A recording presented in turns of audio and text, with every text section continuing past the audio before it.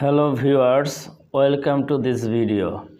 Viewers, in this video I am going to share with you the English names of different body parts of our head. So let's see those names. Number 1, head. Head. That means matha. Number 2, hair. Hair. That means chul. Number 3, forehead. Forehead. That means kopal. Number 4, ear. Ear.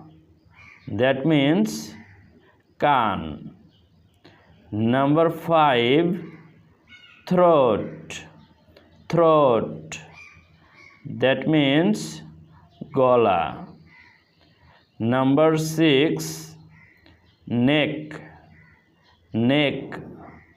That means ghar. Number 7, shoulder.